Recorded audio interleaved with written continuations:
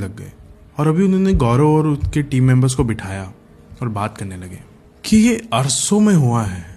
अरसों में मैंने अपनी बेटी को इतना शांत नहीं देखा है। तुम्हें देख के वो शांत हो गई और मुस्कुराना तो दूर की बात थी, उसके लिए सिर्फ गुस्से में रहा करती थी, जैसे कि न जाने हमने उसका क्या बिगाड़ा हो। मुझे लगता है कि तुम मेरी बेटी को बचा सकते हो गौरव। लेकिन गौरव ने कहा कि मैं आपकी भावनाओं को बहुत अच्छे से समझता हूँ, उनकी कदर करता हूँ, उनकी इज्जत करता हूँ, लेकिन इंसान के बदन में जो सबसे बड़ा मरीज है ना, वो इंसान या उसकी आत्मा नहीं बल्कि उसका दिमाग होता है।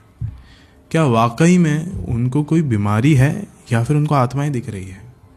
गौरव ने कहा कि सर देखिए, उसके अंदर आत्मा है या नहीं वो तो मैं आपको उससे मिलने के बाद बताऊंगा, लेकिन पहले आप मुझे ये बताइए कि आपके लड़की के साथ होता क्या है। लड़की के पिता ने अभी उसको उसकी सारी कहानी बताई कि कुछ दिनों पहले तक सारी चीज़ें एकदम ठीक थी। कुछ दिनों पहले तक मेरी लड़की एकदम ठीक हुआ करती थी, एकदम खुशहाल रहती थी, कॉलेज में जाती थी, अपने दोस्तों के साथ घूमा करती थी और जब चाहे उसका मन हो वो अपने घर से बाहर भी कदम रखा करती थी। लेकिन धीरे धीरे करके ये सारी चीज़ें एकदम कम हो गई। कुछ दिनों पहले से उसने कॉलेज जाना बंद कर दिया, अपने कमरे में बस बंद रहती थी। जब हम उसके पास जाके बैठा करते थे तो उस वक्त वो पता नहीं क्यों लेकिन हमको चिल्लाकर बाहर भेज दिया करती थी, एकदम गुर्राने लग जाती थी, जैसे कि अलग ही आवाज़ हो चुकी हो इसकी। कभी भी इसको हमारा आसपास होना पसंद नहीं था। अभी एक रोज़ की बात है कि हम लोग आधी रात में सो रहे थे और उसके बाद अचानक से कि हमारे कमरे में आई। मैं बहुत ज़्यादा खुश हो गया कि मेरी बेटी फाइनली हमारे कमरे में शायद हमसे मिलने आई होगी।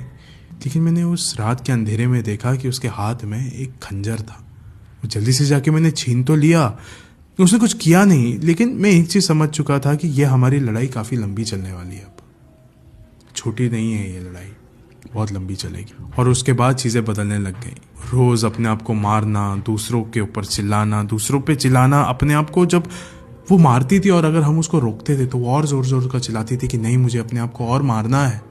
और उसकी आवाज़ दिन भर में कभी बंद होती ही नहीं थी। लेकिन गौरव, जैसे ही तुम आए तो अचानक से उसकी आवाज़ बंद हो गई। ये घर वापस से वैसा ही ठंडा हो गया, एकदम शांत हो गया ये घर। उसके पिता के इस बयान को सुनने के बाद गौरव, उसका कोई रिएक्शन नहीं था क्योंकि हर वक्त ऐसी बातें वो सुनता रहता था। उसके लिए कोई नई बात नहीं थी।